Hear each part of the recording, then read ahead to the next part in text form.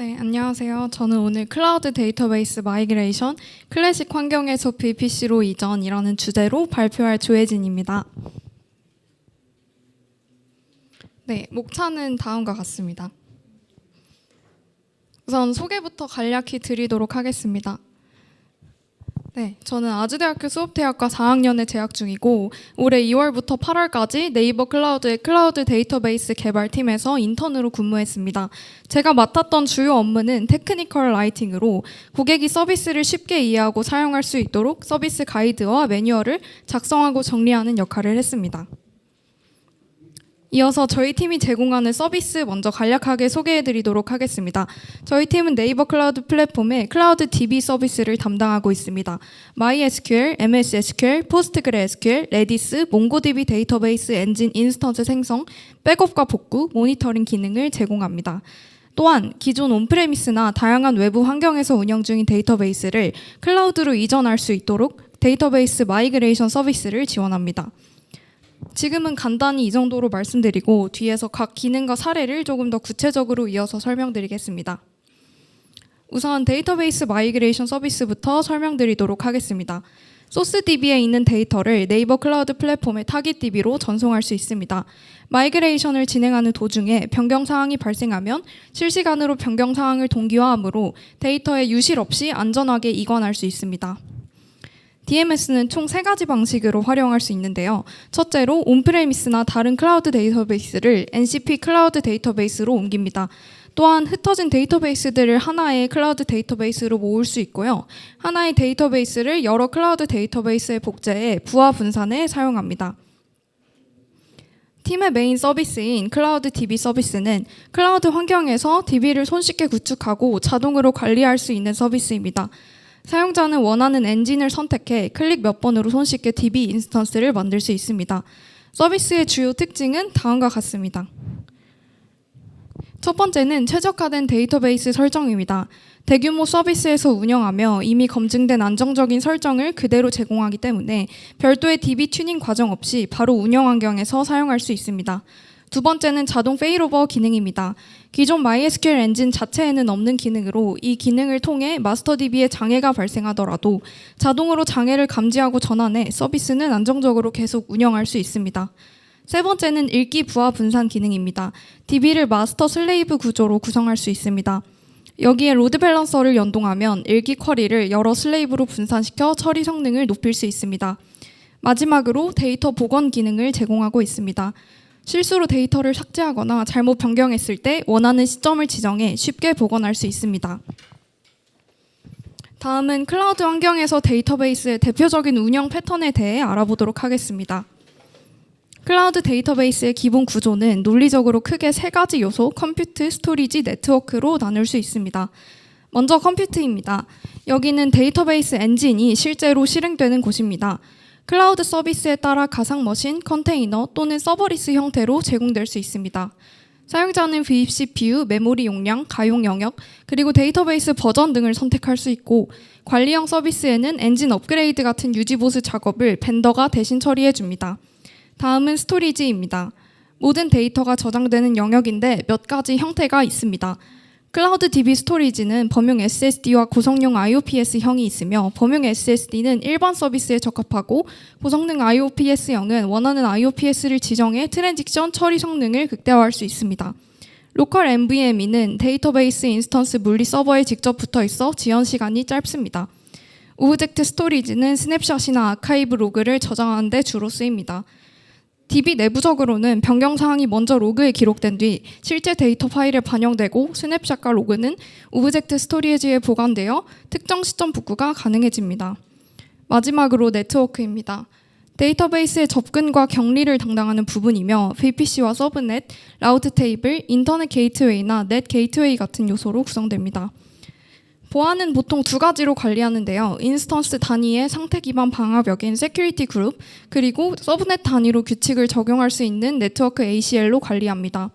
일반적으로 데이터베이스는 외부에서 바로 접근하지 못하도록 프라이빗 서브넷에 배치하고 필요한 경우 베스턴 호스트나 프록시, 프라이빗 엔드포인트를 통해 접속합니다. 또한 멀티 AZ로 배치하여 하나의 가용 영역에 문제가 생겨도 서비스가 계속 유지되도록 합니다. 데이터베이스 플랫폼을 선택할 때는 단순히 엔진 종류만 보는 게 아니라 네트워크와 운영 환경을 같이 고려해야 합니다. 먼저 외부 파트너 시스템이나 온프레미스 환경과 연동이 필요한지 여부를 확인해야 하고 공인망에 노출될 수 있는지, 즉 정책이나 컴플라이언스 제약도 중요한 판단 요소입니다. 또 지연이나 처리량 요구가 크다면 전용선이나 프라이빗 엔드포인트 같은 네트워크 옵션을 반드시 검토하는 게 좋습니다. 마지막으로 운영 복잡도와 비용도 고려해야 하는데 엔드포인트 관리, 넷 구성, 크로스 에이지트 트래픽 비용까지 종합적으로 따져봐야 플랫폼 선택이 최적화될 수 있습니다. 이제 클라우드 환경에서 데이터베이스를 어떻게 연결할 수 있는지를 자주 사용되는 3가지 패턴으로 나눠 설명드리도록 하겠습니다. 첫 번째 토폴로지는 프라이빗 온리 구성입니다. 이 방식은 데이터베이스를 오직 사설망 내부에서만 운영하고 관리자는 반드시 배천 서버를 거쳐야만 접속할 수 있습니다. 즉 외부 파트너나 온프레미스에서 직접 DB에 붙을 필요가 없는 경우에 적합한 구조입니다. 장점은 우선 공인 IP 노출이 없는 구조이기 때문에 공격 표면을 최소화할 수 있다는 것입니다. 그리고 보안 그룹 단위로 앱 메시지에서 DB-SG로만 트래픽을 허용하므로 제어가 단순합니다.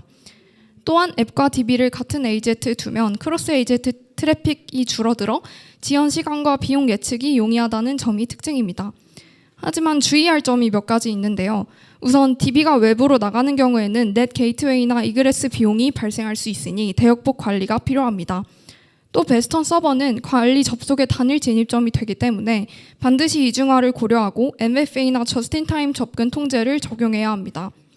마지막으로 패치나 백업 저장소 접근을 위해서는 사전에 허용 목록을 유지 관리해야 합니다.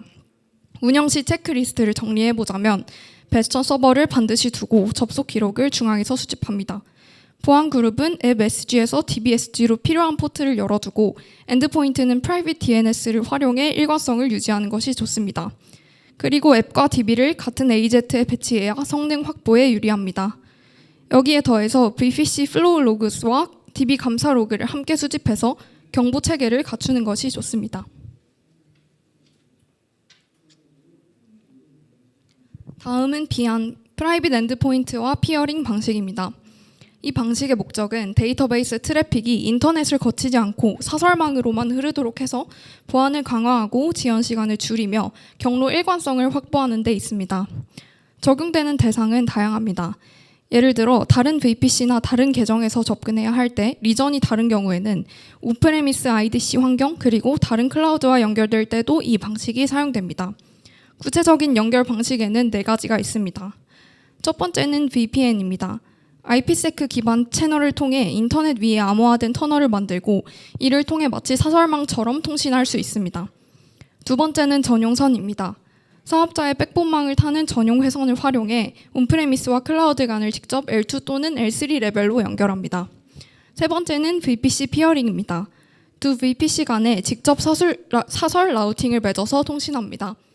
다만 IP 대역이 겹치면 연결할 수 없고 A와 B와 C가 연결되어 있다고 해서 A에서 C로 트래픽을 보낼 수 없는 구조라는 제약이 있습니다.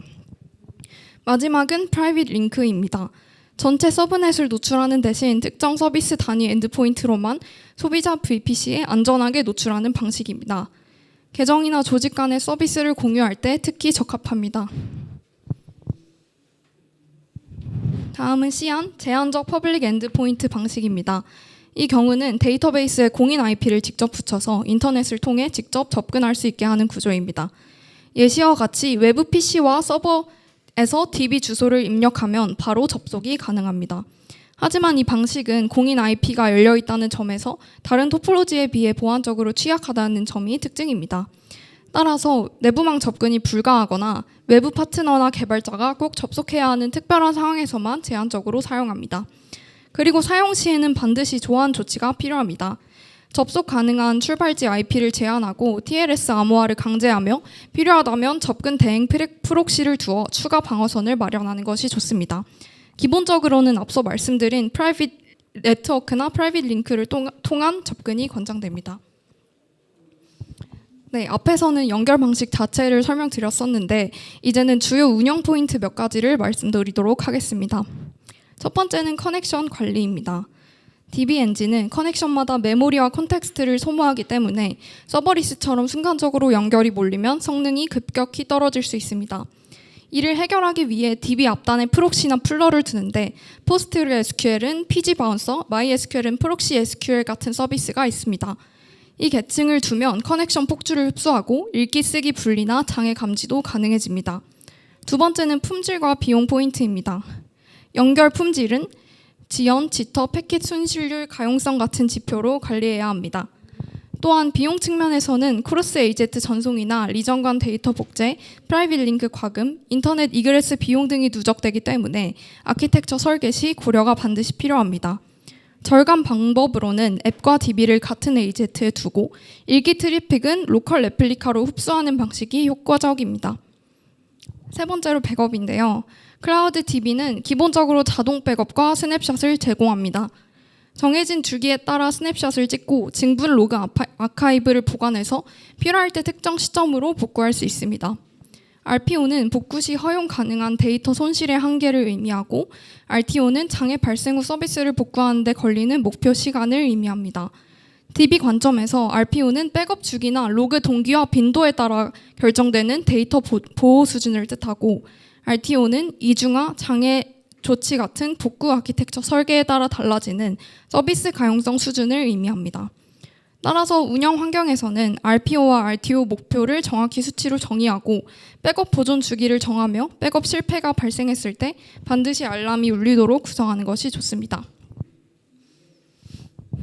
다음은 고가용성입니다. 클라우드 DB는 멀티 AZ 동기 복제 또는 스토리지 이중화를 활용해 장애가 발생하면 자동으로 장애 조치와 승격이 일어나도록 설계됩니다. 또한 읽기 부하를 분산하기 위해 리드 레플리카를 둘 수 있는데 이는 비동기 복제 방식이어서 지연이 있을 수 있습니다. 장애 조치가 발생하면 애플리케이션이 새로운 DB 엔드포인트로 연결을 다시 해야 하기 때문에 DNS 재해석과 재시도 전략이 반드시 필요합니다. 그래야 페일오버 중에도 서비스 중단을 최소화할 수 있습니다. 기존의 데이터베이스를 운영하던 환경인 클래식 환경이 등장한 배경과 동작 방식에 대해 설명드리도록 하겠습니다. 우선 클래식 환경에서의 배포 방식입니다. 클래식 구조는 프로젝트 전체가 단일 네트워크 평면, 흔히 플랫 플레인이라고 불리는 형태를 가집니다. 따라서 모든 인스턴스가 동일한 네트워크 공간을 공유하게 됩니다. 데이터베이스 인스턴스 역시 이 평면 위에 직접 배치되며 외부에서 접근할 때는 공인 IP를 바로 붙이거나 1:1 NAT를 통해 연결할 수 있습니다. 접근 제어 방식은 비교적 단순했습니다. 전역 어세스 컨트롤 리스트 단위로만 설정할 수 있었고 특정 소스 IP나 포트를 기준으로 접근을 허용하거나 차단하는 정도였습니다. 이 구조에서는 서브넷, 라우팅 타입을 보안 그룹 같은 세밀한 네트워크 분리 개념이 존재하지 않습니다. 따라서 애플리케이션 서버와 데이터베이스가 사실상 같은 네트워크 브로드캐스트 도메인 안에 공존하는 형태가 가능했고 이는 보안과 관리 측면에서 몇 가지 제약을 낳게 되었습니다. 클래식 환경의 네트워크는 몇 가지 중요한 특징이 있습니다. 첫 번째는 단일 전역 CIDR 구조입니다. 프로젝트 전체 리소스가 하나의 CIDR 블록을 공유하기 때문에 만약 주소 충돌이나 IP 고갈이 발생하면 전체 리소스를 재배치해야 합니다. 두 번째는 라우팅 세분화가 불가능하다는 점입니다. 데이터베이스 쿼리 트래픽, 백업이나 복제 트래픽, 그리고 관리 트래픽이 모두 같은 네트워크 평면을 흘러 QoS 고도화가 불가능합니다. 예를 들어 DB 쿼리는 지연에 민감하고 백업과 복제 트래픽은 대역폭이 많이 필요하지만 지연은 어느 정도 허용됩니다. 또 모니터링이나 SST 같은 관리 트래픽은 양은 적지만 신뢰성이 중요합니다. 이런 성격이 다른 트래픽들이 같은 평면을 공유하기 때문에 성능 간섭이 일어날 수 있습니다. 여기서는 클래식 네트워크의 특징을 설명드리겠습니다. 먼저 이스트 웨스트 트래픽이 제한 없이 열려 있다는 점이 가장 큰 특징입니다. 서버와 서버 간 그리고 서버와 데이터베이스 간의 내부 통신이 아무런 제약 없이 가능합니다. 한 서버가 보안 침해를 당했을 때 내부에서 자유로운 레이터럴 무브먼트, 즉 옆으로 확산되는 공격이 쉽게 일어날 수 있다는 의미입니다. 그래서 단일 침해가 전체 시스템으로 퍼질 위험성이 있습니다. 이를 흔히 블래스트 레디어스, 즉 피해 범위라고 부르는데 클래식 환경에서는 이 피해 반경이 넓어지는 구조적 효과가 있습니다. 또한 네트워크 방향성 관점에서도 구분할 필요가 있습니다. 노스 사우스 트래픽은 외부와 내부 간의 통신을 의미합니다. 예를 들어 사용자가 인터넷을 통해 애플리케이션에 접속하는 경우입니다. 반면 이스트 웨스트 트래픽은 내부 시스템 간, 즉 내부에서 내부로 흐르는 통신을 의미합니다. 클래식 환경은 이스트 웨스트 트래픽이 과도하게 개방되어 있다는 점이 보안적인 문제점이었습니다. 네, 클래식 환경은 추가적으로 보안 측면에서도 몇 가지 특징이 있었는데, 먼저 ACL 기반 제어입니다. 클래식의 ACL은 단순히 IP와 포트 기준으로만 룰을 설정했습니다. 즉 어떤 사용자나 어떤 워크로드가 접속했는가가 아니라 단순히 어디서 왔는지만 확인할 수 있었습니다.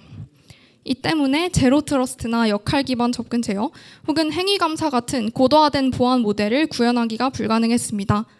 특히 재택근무나 모바일 환경처럼 IP가 자주 바뀌는 환경에서는 ACL 유지 보수 비용이 급격히 늘어납니다. 네, 두 번째는 보안 그룹의 부재입니다.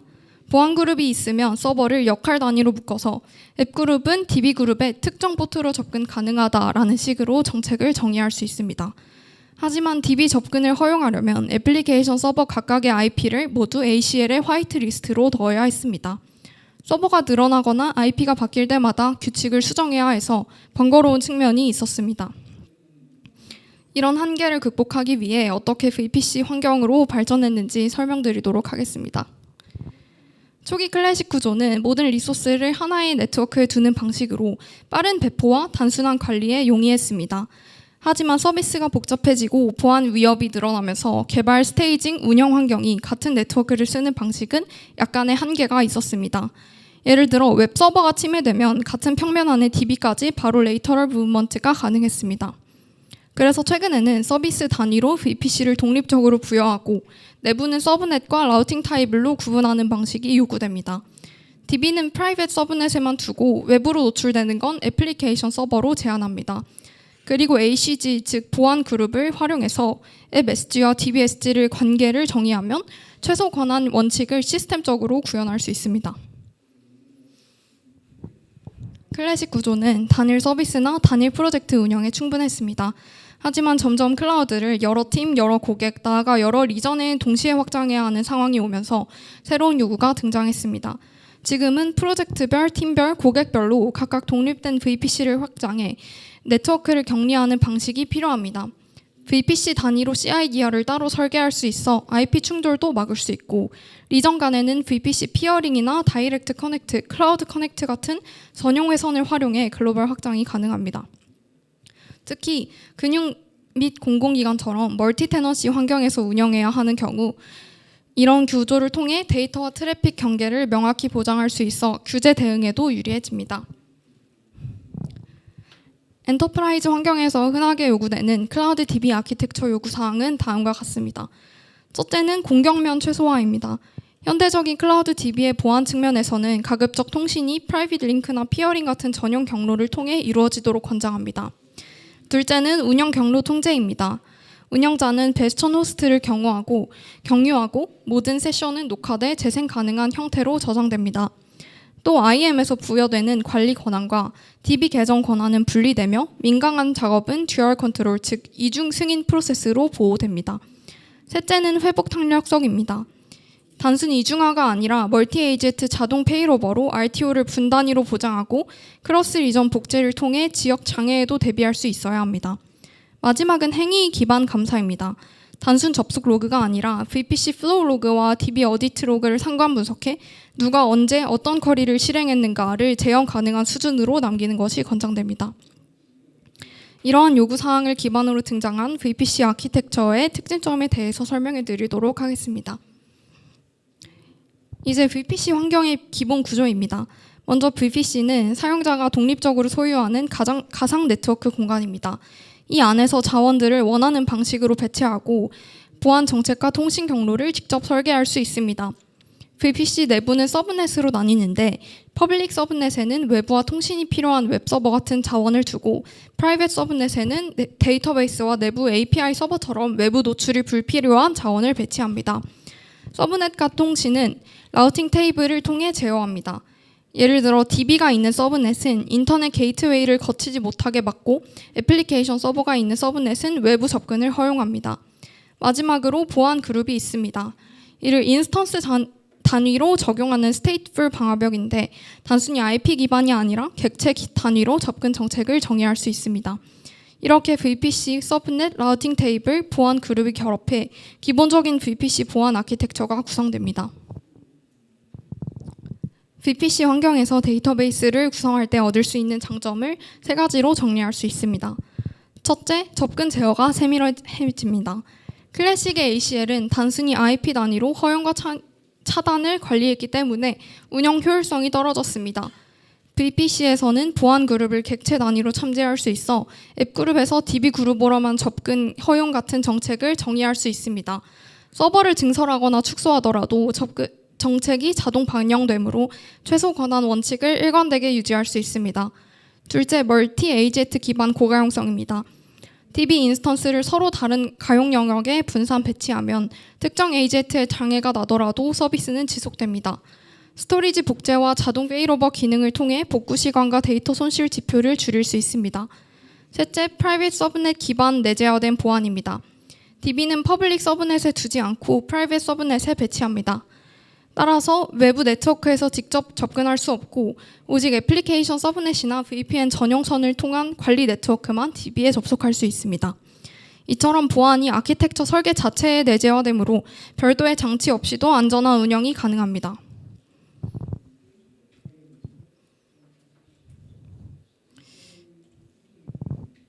VPC 환경에서 얻을 수 있는 보안과 확장성 측면의 이점을 설명드리겠습니다. 먼저 보안 측면입니다. VPC에서는 다층 방어 구조를 갖출 수 있는데요. 인스턴스 레벨에서는 보안 그룹, 서브넷 레벨에서는 네트워크 ACL, 그리고 서비스 권한은 IAM으로 통제할 수 있습니다. 이처럼 여러 층위에서 보안이 적용되기 때문에 공격자가 한 계층을 돌더라도 다음 계층에서 추가 방어가 가능합니다. 또한 VPC 플로우 로그스를 통해 네트워크 트래픽을 실시간으로 기록할 수 있어 사고 발생 시 포렌식이나 규제 감사에도 대비할 수 있습니다. 다음은 확장성 측면입니다. 클래식에서는 모든 리소스가 하나의 CIDR을 공유했지만 VPC는 각 VPC 단위로 CIDR을 독립적으로 설계할 수 있습니다. 덕분에 프로젝트 팀 리전 단위로 확장이 유연합니다. 또 VPC 피어링이나 트랜짓 게이트웨이를 활용하면 다른 VPC 심지어 다른 리전이나 온프레미스 데이터 센터와도 안정적으로 연결할 수 있습니다. 마지막으로 오토스케일링이나 쿠버네티스 같은 컨테이너 환경에서도 동적으로 변하는 IP가 자동 반영이 되기 때문에 확장과 축소가 반복되는 환경에서도 관리가 훨씬 용이합니다. 다음은 실제 데이터베이스를 클래식에서 VPC 환경으로 전환하는 과정을 살펴보도록 하겠습니다. 네, 전환 과정의 예시로 지금 NCP 서비스로 운영되고 있는 클라우드 DB for MS SQL을 살펴보겠습니다. 마이그레이션 대상은 데이터베이스 엔진 자체가 아닌 네트워크 아키텍처입니다. 기존에는 클래식 네트워크 기반의 클라우드 DB for MS SQL을 사용하고 있었다면 이를 그대로 VPC 네트워크 기반 클라우드 DB for MS SQL로 이전하는 것입니다. DB 자체는 동일하게 유지되지만 운영되는 네트워크 환경을 클래식에서 VPC로 전환합니다. 첫 번째 단계는 클래식 패스 서비스를 설정하는 단계입니다. 클래식과 VPC는 네트워크 구조가 다르기 때문에 양쪽이 통신할 수 있도록 클래식 패스를 개설해야 합니다. 여기서는 VPC를 생성하고 라우팅 테이블에 클래식 패스를 연결해서 사설 IP 대역이 서로 통신할 수 있도록 설계합니다. 이 과정이 클래식 DB와 환경을 연결하는 기본 토대가 됩니다. 두 번째 단계에서는 백업 서버를 준비합니다. 이 서버는 클래식 존과 VPC 존을 이어주는 중간 저장소 역할을 합니다. 클래식 패스 VPC 존에 서버를 만들고 공유 폴더를 열어두며 패스워드 보호 공유를 꺼줍니다. 그리고 파일 공유용 포트를 열어 ACL을 설정해 클래식 환경에서 이 백업 서버로 접근할 수 있게끔 합니다. 세 번째 단계에서는 기존 클래식 환경에 DB를 백업합니다. 클래식에 있는 MS SQL DB 데이터를 아까 만든 백업 서버로 내보내는 과정입니다. 이렇게 하면 클래식 환경의 데이터를 안전하게 보관할 수 있고 이후 VPC 환경에서 이 데이터를 그대로 가져다 복원할 수 있습니다. 네 번째 단계는 VPC와 클래식 패스 VPC 존 사이의 통신을 열어주는 단계입니다. 양방향 VPC 피어링을 설정하고 라우팅 테이블을 구성해 VPC DB 서버가 백업 서버에 접근할 수 있도록 네트워크 경로를 연결합니다. 이렇게 하면 클래식과 VPC가 단절된 네트워크가 아닌 안전하게 연결된 구조가 됩니다. 5번째 단계에서는 복원을 받을 VPC DB 서버를 생성합니다. 즉 VPC 환경에서 새로운 클라우드 DB4 MS SQL 인스턴스를 준비합니다. 그리고 이 서버가 클래식 백업 서버와 통신할 수 있도록 ACL에서 IP와 파일 공유용 포트를 열어줍니다. 이렇게 해야 백업본을 불러올 수 있는 통로가 열립니다. 마지막 6번째 단계는 복원 단계입니다. 이제 VPC DB 서버에서 클래식 백업 서버로 접근해 백업본을 가져오고 복원을 수행합니다. 이 과정을 거치면 기존 클래식 DB에 있던 데이터를 그대로 VPC 환경의 DB로 이전할 수 있습니다. 결국 같은 MS SQL DB지만 네트워크 아키텍처가 클래식에서 VPC로 완전히 전환된 것입니다. 다음은 VPC 환경으로 전환한 이후의 변화와 운영상의 이점에 대해 설명드리도록 하겠습니다. 먼저 가장 큰 장점은 네트워크 보안 측면에서 클래식과 VPC의 차이를 살펴보면 알 수 있습니다. 기존 데이터베이스 인스턴스에 직접 공인 IP를 붙여 인터넷에 노출되는 상황이 있었다면 이런 경우 방화벽 규칙을 아무리 촘촘히 걸어도 외부 공격면을 완전히 제거할 수는 없다는 점이 특징이었습니다. 따라서 외부에서는 DB에 직접 접근할 수 없고 반드시 애플리케이션 서버나 베스천 호스트를 거치거나 VPC 피어링, 프라이빗 링크, VPN 같은 사설 네트워크를 통해서만 접근할 수 있었습니다. 결과적으로 DB 자체가 인터넷 공격면에서 사라집니다. 다음은 접근 제어 방식입니다. VPC에서는 어플리케이션 컨트롤 그룹이라는 보안 그룹을 사용합니다. 운영자는 특정 서비스 단위로 접근을 제어할 수 있고 최소 권한 원칙을 훨씬 효과적으로 구현할 수 있습니다. 마지막으로 네트워크 ACL입니다. VPC에서는 서브넷 단위로 대역 차단 규칙을 적용할 수 있었습니다. 이 덕분에 보안 그룹에서 1차로 막고 NACL에서 다시 한번 대역 차단을 하는 이중 방어 레이어를 구성할 수 있게 됩니다. 이번에는 운영 효율성 측면에서 클래식과 VPC의 차이를 보겠습니다. 클래식 환경에서는 개발, 운영, 스테이징 데이터베이스가 모두 같은 평면 네트워크에 존재했습니다. 실제로 이런 단일 평면 구조에서는 사소한 실수가 곧바로 운영 환경 침해로 이어질 수 있었습니다. 하지만 VPC에서는 이런 위험이 원천적으로 차단됩니다. 운영자는 서비스별로 VPC와 서브넷을 분리해서 개발, 스테이징, 운영 DB를 각각 다른 네트워크에 배치할 수 있었습니다. 이렇게 하면 잘못된 연결 문자열을 입력하더라도 운영 DB로는 접근할 수 없게 됩니다. 즉 구조적으로 사고 가능성을 막을 수 있습니다. 또 하나 중요한 변화는 자동화입니다. 네트워크와 DB 배포를 일일이 수작업으로 설정해야 했다면 환경이 늘어날수록 보안 정책과 설정을 일관되게 유지하기가 어렵습니다. VPC 환경에서는 운영자가 한 번 정의한 템플릿을 팀 단위로 재사용할 수 있고 덕분에 운영 표준화가 가능해집니다. 다음은 확장성과 고가용성 측면입니다. 클래식 환경에서는 네트워크 즉 CIDR이 고정되어 있었습니다. 그래서 IP 대역이 부족해지면 데이터베이스 인스턴스를 추가로 배치하는 게 굉장히 어려웠습니다. 반면 VPC 환경에서는 CIDR 블록을 서비스 특정에 맞게 설계할 수 있고 필요하면 서브넷을 증성할 수도 있습니다. 다음은 고가용성인데요. VPC 환경의 클라우드 DB는 멀티 AZ 기반 이중화 배포를 지원합니다. 따라서 단일 장애가 전체 서비스로 확산될 위험이 크게 줄어듭니다. 마지막으로 연계성입니다. VPC는 VPC 피어링이나 클라우드 커넥트를 통해 온프레미스 DB와 VPC 클라우드 DB를 직접 연결하거나 다른 VPC 간에도 피어링을 맺을 수 있습니다. 다음은 비용과 관리 효율성입니다. 데이터베이스 인스턴스를 하나 만들 때마다 공인 IP가 기본으로 붙고 여기에 맞춰 ACL 규칙을 일일이 관리해야 하는 상황이면 시간이 지날수록 중복되거나 사용하지 않는 규칙이 많아지고 결과적으로 비용과 관리 오버헤드가 함께 늘어납니다. VPC 환경으로 전환되면 이런 불필요한 리소스가 사라집니다. VPC 환경에서는 DMS까지 활용할 수 있어서 마이그레이션 자체에 추가 비용이 들지 않습니다. 다음은 모니터링과 감사 체계입니다. 먼저 VPC 플로우 로그입니다. VPC 환경에서는 서브넷 단위의 모든 트래픽을 로그로 남길 수 있습니다. 이를 활용하면 언제 누가 DB에 접근했는지 추적할 수 있고 네트워크 분석과 보안 점검에 유용합니다. 다음은 클라우드 모니터링 지표를 함께 활용할 수 있는데요. CPU 메모리, TPS, QPS, 슬로우 커리 로그 등 데이터베이스 전용 지표를 같이 제공해서 클라우드 인사이트와 연동해서 대시보드 시각화와 알람 설정까지 할 수 있습니다. 네, 이상으로 발표를 마치고 시간 관계상 질의응답을 하지 못할 것 같은데 추가로 궁금한 점 있으시면 따로 말씀해 주시면 답변해 드리도록 하겠습니다. 감사합니다.